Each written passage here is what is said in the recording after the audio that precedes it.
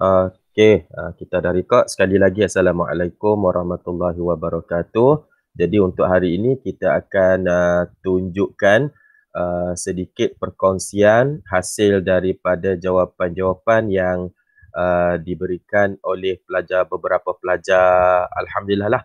Ada beberapa orang juga pelajar yang menghantar jawapan. Sebelum tu Fatin boleh nampak skrin yang saya share di sini.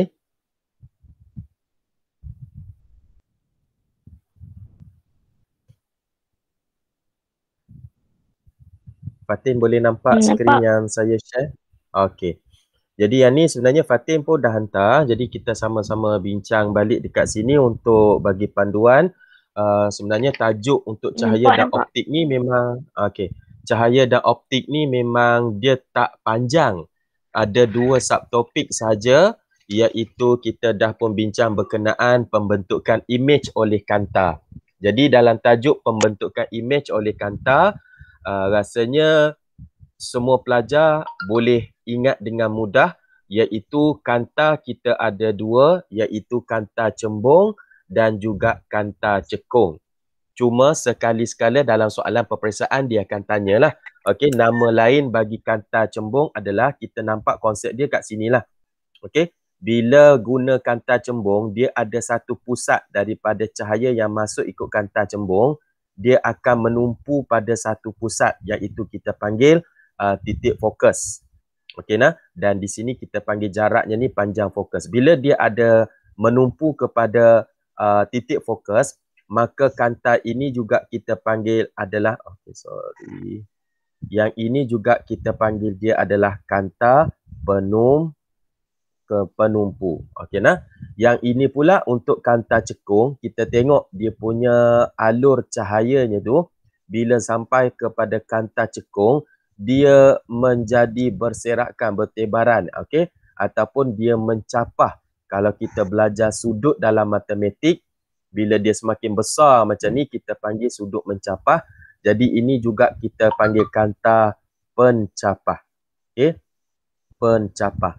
Kadang-kadang mencapah pun ada, hak kanta cembung, menumpu pun boleh. Okey. Jadi untuk lukisan alur cahaya, okey, dah beberapa kali kita buat dekat ada latihan pun ada, okey.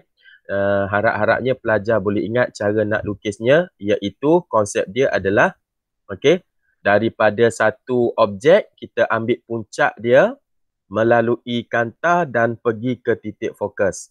Okey, dan garisan kedua adalah daripada puncak objek melalui pusat optik, dan kita tarik je lah kat mana dia nak jumpa bersilang, itu terpulang kepada garisan yang kita buat. Dan daripada garisan itulah nanti kita akan dapat tempat imej yang ada. Okey, ahlan wa sahlan, welcome Zalika. Dah boleh masuk dah. Tak masuk lagi tu. Tapi dah admit. Okey, kita teruskan . Okey, jadi untuk lukisan ni, jadi jangan risau. Walaupun nanti dekat soalan kata objek ni berada di antara fokus dengan kanta. Jadi kalau nak tengok ciri-ciri imej, kita cuba je buat lukisannya. Kita buat garisan-garisan ni, insya-Allah imejnya akan terbentuk. Okey. Jadi seterusnya yang perkara kedua adalah peralatan optik. Okey, mungkin tempoh hari semasa penerangan berlaku kekeliruan. Sebab apa? Dalam peralatan optik, kanta yang digunakan adalah 2. Okey. Jadi kita kena hati-hati dengan istilah yang digunakan oleh soalan. Pembentukan imej akhir. Jadi imej akhir ni dia tak sama. Ini adalah imej pertama. Dan imej pertama, walaupun perkataannya adalah imej, dia boleh juga menjadi objek. Objek bagi kanta mata sebelum terbentuknya imej terakhir. Okey nah. Jadi ini yang jadi kekeliruan tempoh hari. Apabila dekat nota, dekat penerangan, saya ada bagi tahu. Okey, jika imej terbentuk di arah yang sama dengan objek, semua-semua tu kita ada sebut. Hak ni memang tak ada kekeliruan lah. Sebab image akhir yang terbentuk adalah di sebelah kiri kanta. Jadi sebab tu image-nya adalah maya. Okay? Tetapi kalau kita tengok kepada image pertama terbentuk, kalau kita refer kepada kanta objek, dia berada di sebelah kanan, di arah yang berlainan dengan objek yang pertama. Ini adalah objek yang first. Jadi untuk ciri image yang pertama, dia adalah nyata. Nyata sebab ada persilangan dan terbentuk di sebelah kanan kanta bagi kanta objek. Itu yang jadi kekeliruan tu. Okay? Dekat soalan, dia cuba tanya image akhir. Jadi kalau image akhir, image pertama dah jadi objek, duduk sebelah kiri kanta. Image akhir pun duduk sebelah kiri kanta. Jadi sebab itu kita kata image-nya adalah maya. Okey. Dan satu lagi adalah tempoh hari saya ada bagi tahu, jika objek menghadap ke atas, okey, image menghadap ke bawah, ini adalah songsang. Okey, boleh nah. Tetapi oleh kerana soalan tempoh hari yang jadi kekeliruan adalah menanyakan tentang image akhir. Jadi sekali lagi, image pertama ni kita rujuk sebagai objek dan dia memang dah menghadap ke bawah. Image akhir pun menghadap ke bawah. Jadi menghadap ke arah yang sama. Jadi kita kata image akhir ni adalah tegak. Walaupun menghadap ke bawah, sebab objek dia, iaitu image pertama, pun menghadap ke bawah. Sebab tu kita kata tegak. Dari segi saiz, insya-Allah lah. Okay, sebab alatan optik yang digunakan, mikroskop ke, teleskop ke, semuanya digunakan supaya kita dapat nampak sesuatu yang lebih besar. Jadi memang ciri image yang semua sama untuk alatan ni adalah image diperbesarkan. Okay? Image pertama pun kalau compare dengan objek, memang diperbesarkan. Lepas tu diperbesarkan lagi untuk dapat image akhir. Okay? Okay, itu untuk mikroskop. Untuk teleskop pun dia sama sebenarnya. Okay, insya-Allah. Okay, yang mana image pertama sama. Dia akan jadi objek kepada image akhir maya. Okay, nah? Okay, image akhir yang maya diperbesarkan dan seterusnya. Sama. Okay. Jadi kita nak bantu rakan-rakan yang belum lagi jawab untuk modul muka surat 4, 5, 6. Tempoh hari kita isikan muka surat 3, 4, 5, 6. 3 tadi dah terangkan dah. 4, okey. Zalika saya lupa, ada hantar tak jawapan ni? Rasanya Zalika tak hantar, tak snap jawapan. Betul tak Zalika? Zalika? Tak berjaya masuk Zalika tadi? Tak. Oh, tak berjaya masuk. Tak apa. Okey. So kita tengoklah. Okey. Fatin ingat lagi tak kalau katakanlah tak tengok kepada jawapan yang dah dihantar kat saya, dapat soalan baru macam ni, tempat kosong macam ni. Ingat lagi tak jawapannya rasa-rasa? Ingat tapi tak semualah. Tak semua, insya-Allah. Kita dah lagi lah, lepas ni dah habis topik semua ni, kita ulang kaji latih to be insya-Allah lah. Untuk soalan peperiksaan, andai kata dia bagi bantuan macam ni, yang ni kita panggil stimulus ataupun gambar, kadang-kadang dia bagi carta dan sebagainya, yang ni mungkin boleh membantulah. Okey nah, contoh yang pertama ni, untuk ni khas untuk pelajar-pelajar yang belum jawab lagi, yang belum hantar lagi. Okey, perkembangan teknologi membolehkan ketebalan kanta dalam telefon pintar dan hak ni okey, CCTV. Okey nah, CCTV ni apa sebenarnya? Closed circuit television sebenarnya. Tapi kalau kita sebut CCTV ni, ramai orang yang dah boleh agak itu macam kamera lah. Okey, kamera sekarang ni pun nipis-nipis sahaja. Dan CCTV pun dia tak sama macam dulu besar-besar. Ni rasa macam hak zaman dulu punya lagi ni, masih besar.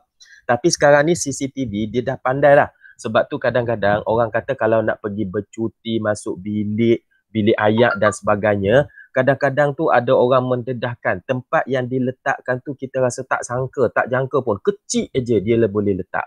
Okay? So peringatan untuk kita lah, untuk berhati-hati. Okay, sebab CCTV ni dia boleh jadi kecil dah zaman teknologi canggih sekarang ni. Okay, dan menjadi setebal beberapa milimeter. Okay, nah. Selalunya untuk ketebalan ni ramai calon yang akan letak beberapa inci. Okay, itu selalu kesalahannya. Inci ni sebenarnya tebal lagi kalau kita kata beberapa inci. Kenapa? Sebab 1 inci adalah bersamaan dengan lebih kurang 2.54 cm. 2 cm ni boleh kata tebal lagi. Okey nah. Jadi kalau beberapa inci, maksudnya 2 ke 3 inci, maksudnya dia akan jadi 5 ke 7 sentimeter. Jadi tebal. Jadi jangan guna perkataan inci. Milimeter dia lebih kecil lagi daripada sentimeter. Memang nipis. Boleh nah? Ia dikenali sebagai kanta rata atau yang ni kita panggil istilah Inggeris lah, flat lens. Okay. Kalau yang biasa dengan kamera handset ni suka sebut istilah ni flat ni rata, sama je. Okay. Kesan kanta rata menyebabkan saiz dan lupa dah saya pun. Telefon pintar semakin nipis. Okey nah. Saiz dan ketebalan. Ini masalah penggunaan istilah dia. Okey. Saiz dan ketebalan telefon pintar semakin nipis ataupun semakin berkurang pun boleh sebenarnya nak menunjukkan yang saiznya tu semakin kecil. Panjang fokus kanta dalam kamera DSLR mempengaruhi. Ni mempengaruhi yang kita panggil, kalau nak explain dalam istilah biasa ni, kita panggil apa? Yang dia boleh cover. Macam mana kita nak panggil lah? Ruang, kawasan yang dia boleh cover. Medan penglihatan kita panggil. Okay. Mempengaruhi medan penglihatan ataupun kawasan yang boleh dilihat. Jadi semakin pendek panjang fokus kanta. Kenapa pendek? Sebab kan dah nipis tadi tu. Semakin pendek kanta pun dia dah guna hak kecil. Okey, pendek nipis. Semakin luas medan penglihatan. Semakin luas medan penglihatan. Okey. Selesai. Ada lagi ke soalan bawah? Lupa. Oh, ada lagi. Okey. Soalan pengukuhan. Okey, hak ni is the matter of garis-garis lah. Saya ada masalah sikit sebab nak lukis kat sini tangan menggigil dia ni ya. Okey, tapi kalau untuk kanta cembung ke, kanta cekung ke, garisan pertama memang wajib daripada puncak objek kita tarik mengenai tengah-tengah kanta tu. Okey nah, jangan buat garisan gegar-gegar macam ni ya, nanti guna pembaris. Okey, dan dari sini okey, dia tak turun ke titik fokus. Kenapa? Sebab ini adalah kanta cekung. Dia mencapah. Okay? Daripada titik fokus yang belah kiri ni, kita akan garis putus-putus, naik ke atas, dan baru kita tarik ke atas sana. Okay. Okay, nah. Okay. Dan garisan kedua, okay, garisan kedua sama. Daripada puncak objek, dia mesti melalui pusat optik. Ya, yang kat tengah-tengah ni juga tak kena betul-betul tu. Okay. Okay. Dan imejnya terbentuk di tempat persilangan. Tapi imejnya maya lah. Walaupun dia bersilang, tetapi, ni imej lah, tetapi dia duduk di sebelah yang sama dengan objek, duduk belah kiri. Jadi imejnya maya. Menghadap ke atas sama objek, tegak. Apakah jenis kanta digunakan? Kanta cekung. Okey.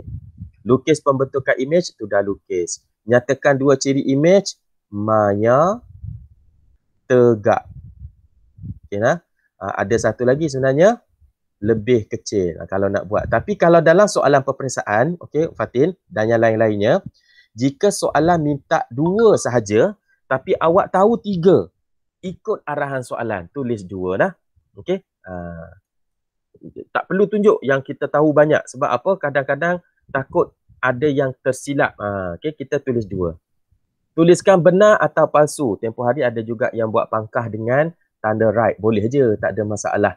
Okey nah. Sinar cahaya melalui kancah cekung akan ditumpukan. Hak ni palsu lah. Kenapa palsu? Dia bukan ditumpukan. Dia sepatutnya kancah cekung ni dia akan dicapahkan. Dicapahkan. Hak ni adalah benar. Menuju ke pusat optik kancah cembung bergerak pada garis lurus melalui pusat optik. Memang lalu pusat optik. Okey, Allah Akbar. Pen nak jatuh. Okey, benar. Dan yang ini, apakah peranan alat optik tersebut? Okey, jadi untuk alat optik yang ada gambar ni, kita ada dua, iaitu satu mikroskop, satu lagi teleskop.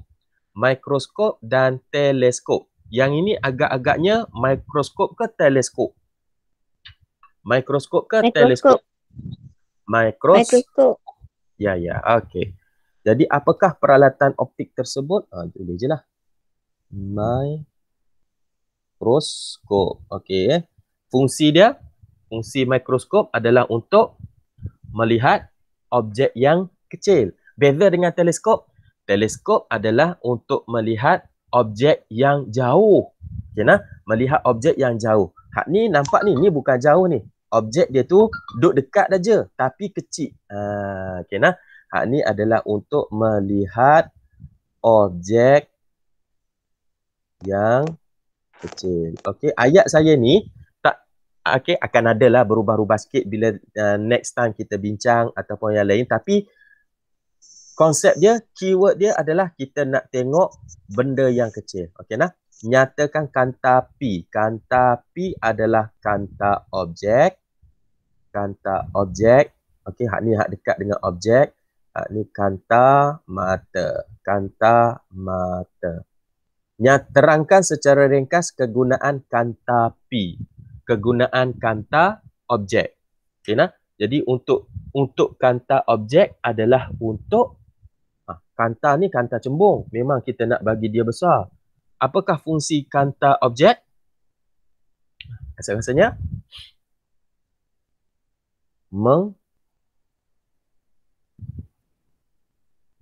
menghasilkan image yang nyata, lebih besar dan nyata. Okey, besar, nyata. Kan ni objek, ni first image lebih besar daripada objek. Okey, dan nyata boleh. Okey, termasuklah. Okey, sebab nanti image dia ni juga yang akan jadi objek kepada kanta mata. Okey, selesai yang dekat sini. Jadi sebenarnya tamatlah untuk sesi kita hari ni. Jadi sebagai tambahan hari ini, okey, saya nak minta ya. Zalika boleh masuk dah. Saya duduk tengah lama dah, duduk tengah salin. Oh, duduk salin. Allah. Okey. Salin sampai mana Zalika? Nombor 2. Dah queue dah. Oh, dah queue dah. Okey, kanta mata. Okey. Jadi untuk tambahan hari ini, latihan tambahan hari ini untuk dibuat pada hujung minggu. Okey nah. InsyaAllah untuk minggu depan kan kita cuti raya kan? Raya hari apa entah? Zaman-zaman sekarang lama dah tak tengok pengumuman raya. Tahu dah yang 10 Zulhijjah tu raya, tapi hari bulan masih ini pun. Berapa hari bulan dah? 20 rasanya. 20. So, nanti andai kata jika Cikgu Jamil, pihak sekolah kata kena buat kelas tambahan dan sebagainya, jadi kita akan selesaikan modul. Kita akan guna modul je. Kita tak sambung kelas ni, kelas teori ni, tajuk 8. Tajuk 8 apa dia entah. Okey, kita akan selesaikan modul aja daripada bab awal tu. Okey, bab 8 daya dan tekanan. Okey, kita akan modul. Jadi pesan-pesanlah dekat rakan-rakan yang mana tak ambil lagi tu modul. Okey, setiap kali saya pergi sekolah tengok ada lagi modul. Okey. Jadi untuk kerja rumah, saya tulis kat sini, minta tolong tuliskan lah. Ambil buat tulis tu. Okey. Praktis formatif 7.1 dan juga 7.2. Itu je lah. Sebab kalau tak silap saya, kalau praktis sumatif tu awak boleh rujuk ada jawapan. Okey, praktis formatif tak ada jawapan. Yang tu yang kita akan bincang jawapan nanti. So boleh buat dulu. Okey, ada nak tanya? Apa-apa? 7.1 lah.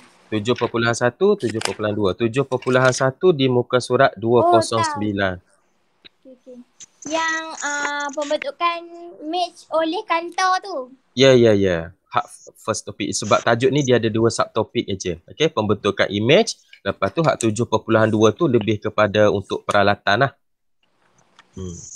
Buku teks ke cikgu? Dalam buku teks. Daripada buku teks. Okey nah. Buku teks. Latihan praktis formatif ni dalam buku teks. Ni kerja sekolah kita dah boleh buat dah. Boleh. Buku surat sebab berapa? Muka surat hak 7.2 ni muka surat 215. Hak 7.1 ni 209. Okey, masukkan dalam buku latihan lah. Okey, tapi rasanya kita dah yang belajar banyak dah kan. Kita dah belajar dah nak dekat hujung lah cikgu. Padahal asal macam sat je jumpa. saja. Dan itulah saya minta doakan supaya boleh kita kembali ke sekolah. Habis yang bahagian teori-teori ni kita boleh fokus kepada latih tubi dan juga amali-amali je yang boleh dijalankan. Tapi rasanya tak lama dah tu nak buka sekolah tu. Sebab hak latest ni guru-guru tingkatan 5 memang sedang dipanggil. Tingkatan 5 yang mengajar tingkatan 5 je sedang dipanggil untuk ambil vaksin-vaksin tu. Ni awak semua dah daftar ke? Yang umur 12 tahun ke atas kan dah boleh daftar untuk vaksin juga. Daftar tak? Dah. Dah. Dah. Fatin tak pasal apa? Fatin takut. Takut jarum lah. Amboi. Nak jadi misi macam mana? Bukan nak jadi misi tu. Dah saya tak kata pun. Saya yang ini misi. Ya. Syok jadi misi ni. Boleh cucuk orang. Boleh buat ganas-ganas. Okey. So tak apa, kalau tak ada soalan, kita sampai situ saja. InsyaAllah saya akan pantau dalam grup lah. Andai kata ada pertanyaan dan sebagainya, boleh tanya dekat grup. Okay, Kami tengah buat dah ni cikgu. Tak apa, buat nanti snap hantar. Itu je. Lepas tu saya nak pujilah dalam grup tu. Siapa yang first hantar, itu je. Nak bagi semangat pada hak lain. Okay. Okay nah. Assalamualaikum warahmatullahi Wassalam.